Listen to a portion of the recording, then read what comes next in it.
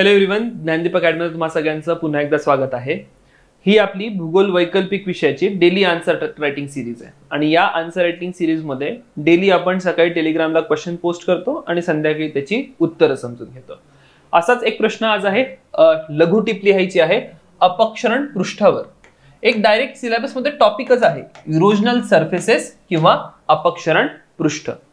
आता या अपक्षरण पृष्ठावर वेगवेगळ्या प्रकारचे प्रश्न विचारले जाऊ शकतात। मी एकदम बेसिक एक फंडामेंटल क्वेश्चन या ठिकाणी घेऊन आलेला आहे की तुम्हाला डायरेक्ट एक लघु टिप लिहायची आहे किंवा शॉर्ट नोट लिहायची आहे। नाउ ही शॉर्ट नोट लिहत असताना काय काय करणं अपेक्षित आहे हे लक्षात घ्या। जेव्हा आपण इरोजनल सरफेसेस सांगितले, इरोजनल सरफेसेसला आपण एक फायनल प्रॉडक्ट म्हटलं, म्हणजे जी अपक्षरणाचं चक्र आहे किंवा अपक्षरणाची सायकल आहे, इरोजन सायकल आहे, त्या इरोजन सायकलच्या शेवटास जे काही उरतं, म्हणजे एखादा मोठा पृष्ठभाग आहे, त्या पृष्ठभागाची झीज झाली आणि संपूर्ण झीज झाल्यानंतर जे उरतं त्याला आपण अपक्षरण पृष्ठ म्हटलं होतं।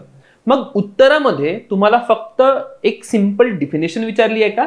तर नाही, तुम्हाला काय काय सांगायचं आहे ते लक्षात घ्या, तुम्हाला उत्तर सहज लिहिता येईल। सगळ्यात पहिले तुम्हाला हे सांगायचं आहे की हे अपक्षरण पृष्ठ काय आहे, राईट? तर पहिल्या पार्ट मध्ये आता या ठिकाणी जेव्हा मी इंट्रोडक्शन करतोय तर शॉर्ट नोट विचारलेली आहे, खूप इंट्रोडक्शन तुम्ही काही फॅन्सी करू शकत नाही, काही फॅक्ट लिहू शकत नाही आणि म्हणून मग डायरेक्ट मी मुद्द्याला हात घातलाय। मी काय म्हटलं की बघा हे अपक्षरण पृष्ठ काय असतात, अशा प्रकारचं एक डायरेक्ट इंट्रोडक्शन या ठिकाणी केलेलं आहे। टाइम अँड अगेन आपण एक चर्चा करतो की जर ऑप्शनलचा स्टॅटिक पार्ट आहे तर त्या स्टॅटिक पार्ट मध्ये असं काही इंट्रोडक्शनचा वगैरे एवढा तणाव नाही घ्यायचा, डायरेक्टली इंट्रोडक्शन सुरू करायचं।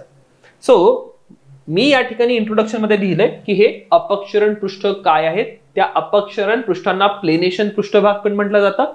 पॅलिओ प्लेन्स म्हणून एक शब्द आहे, खूप इंटरेस्टिंग शब्द आहे, खूप महत्वाचा शब्द आहे जो तुमच्या उत्तरामध्ये आलाच पाहिजे, ठीक आहे? पॅलिओ प्लेन्स, तुम्हाला वारंवार एका शब्दाचा अर्थ सांगितला।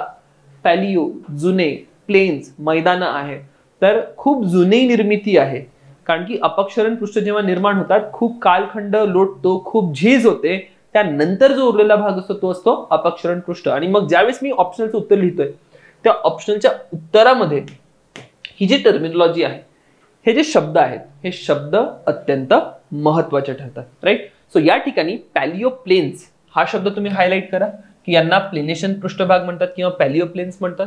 हे विशाल असतात, सपाट क्षेत्र आहे, दीर्घ कालावधीत हवामान किंवा आणि क्षरणामुळे तयार केले जातात, so on and so forth. ही झाली याची डिफिनेशन। पुढचा भाग मग काय लिहायचंय की याचं वैशिष्ट्य काय। तर या ठिकाणी मी सांगितलं की यांचं वैशिष्ट्य काय असतं, सपाट भूप्रदेश असतात, त्यानंतर एक सुविकसित मृदेची प्रोफाईल आहे किंवा मृदेचा संस्तर आहे, अलीकडील क्षरणाचे मर्यादित पुरावे तुम्हाला याच्यामध्ये दिसतील की अपक्षरण खूप मोठ्या प्रमाणात झालं या पृष्ठभागाचा, कशा प्रकारे अपक्षरणाच्या क्रिया झाल्या, ही सगळी माहिती तुम्हाला या अपक्षरण पृष्ठभागांमधनं मिळत असते, राईट? त्यानंतर यांची निर्मिती कशी होते ते सांगा, ही कोणती नेमकी प्रक्रिया आहे। ऑलरेडी आपण चर्चा केलेली आहे की हवामानाचा प्रभाव असेल किंवा पाणी असेल, नदी असेल, हिमनद्या असेल, यांनी जे अपक्षरण होतं त्या अपक्षरणाचा हा अंतिम उत्पाद आहे किंवा फायनल प्रॉडक्ट आहे।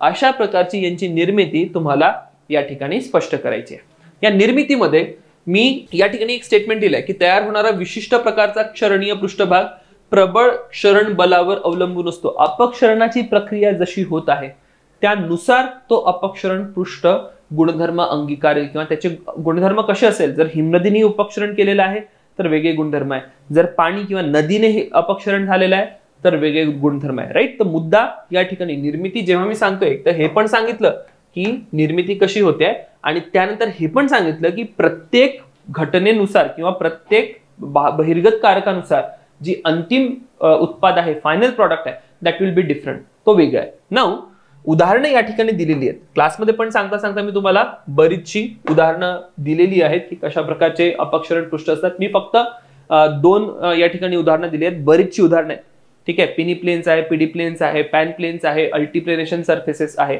ठीक आहे? सो असे अनेक नावं तुम्ही या ठिकाणी लिहू शकता, पण आता तेवढं लिहिणं अपेक्षित नव्हतं किंवा शक्य नव्हतं, तर म्हणून मी या ठिकाणी दोन उदाहरणं दिलेली आहेत, पिनी प्लेन्स आणि पीडी प्लेन्स, ओके? अर्थपूर्णता, मिनिंग काय आहे की हे जे काही अपक्षरण पृष्ठ आहे कशाला यांचा अभ्यास करायचा ते पण सांगा, कारण की तुम्हाला एक शॉर्ट नोट विचारलेली आहे, लघु टिप विचारलेली आहे। तर लघु टिप जेव्हा विचारली असते ओपन एंडेड प्रश्न आहेत, मी मग पहिले काय केलं, डिफाईन केलं, त्यानंतर काय सांगितलं, निर्मिती कशी झाली, त्यानंतर उदाहरणं दिली आणि शेवटी या ठिकाणी मी अर्थपूर्णता सांगतोय किंवा यांचं महत्व काय आहे ते सांगतोय. महत्वामध्ये भूदृश्यांची उत्क्रांती कशी झाली हे समजतंय आपल्याला, टेक्टॉनिक क्रिया काय काय झाल्यात त्याची आपल्याला माहिती मिळते, अन्वेषणाचा किंवा जे काही प्रदेश आहेत त्यांच्यामध्ये नेमके काय काय संसाधनं आहेत त्या संसाधनांबद्दल आपल्याला या ठिकाणी माहिती मिळत आहे. संसाधनं जे आहे ते आपल्या समोर येतात कारण की अपक्षरण झाल्यानंतर खाली जी काही संसाधनं असतील ती वर येतील. तर अशा प्रकारच्या खूप साऱ्या घटना तुम्हाला या पूर्ण अपक्षरण पृष्ठांमधनं समजून येतील. आता असं करत असताना अजून एक ऍडिशनल जे मी उत्तरामध्ये लिहिलेलं नाहीये ते पण समजून घ्या. आकृती पण तुम्ही काढू शकता. मग मुद्दा हा आहे की आकृती कशाची काढायची आहे. आकृती कशाची काढायची आहे हे जेव्हा आपण सांगतोय तुम्ही एक आकृती काढू शकता, कुठलाही एक सायकलची तुम्ही या ठिकाणी पूर्ण प्रोफाईल दाखवू शकता. जसं डेव्हिसच्या सायकलमध्ये फायनल प्रॉडक्ट काय अपक्षरण पृष्ठ आहे, ते एक रफ तुम्ही डायग्राम काढू शकता अपक्षरण पृष्ठाची की बघा डेव्हिसच्या सायकलमध्ये सुरुवातीला अशा प्रकारे काही पृष्ठभाग मॉडिफाय होत जातो आणि मग शेवटी अपक्षरण पृष्ठ निर्माण होतो. किंवा असं नसेल काढायचं तर let's draw one simple diagram. अजून एक मी बेसिक डायग्राम काढू शकतो की बघा हा पहिले एक उंचावलेला भाग होता आणि शेवटी हा एक अपक्षरण पृष्ठ म्हणून आता राहिलेला आहे. तर हा इरोजनल सरफेस आहे. याच्यामध्ये अजून एक डिटेल द्या, मोनॅडनॉक्स. ऑलरेडी आपण हे समजून घेतलेत की मोनॅडनॉक्स किंवा अवशिष्ट शैल काय. तर जेव्हा कुठलाही सरफेस इरोड होतो, पृष्ठभागाचं अपक्षरण होतं, त्या पृष्ठभागाचं अपक्षरण झाल्यानंतर पूर्णपणे तो सपाट होतो का? नाही, तो पूर्णपणे सपाट होत नाही. जे काही मैदानं निर्माण झालेली आहे अपक्षरणाने ती निक्षेपणाच्या मैदानांपेक्षा वेगळी आहे. हा सुद्धा मुद्दा तुम्ही इथे ऍड करू शकता सुरुवातीला. पण डायग्राम मध्ये हे दाखवणं अत्यंत महत्वाचं आहे की बघा हा इरोजनल सरफेस आहे आणि हा सगळ्याच्या सगळा जो उंचावलेला भाग आहे त्याला आपण एक शब्द देतो अवशिष्ट शैल. तर अशा प्रकारची एक आकृती सुद्धा या प्रश्नामध्ये अपेक्षित होती. फाईन. तर अशाच प्रकारचे काही अगेन प्रश्न घेऊन येऊ पुढच्या सेशन मध्ये भेटू. Thank you everyone.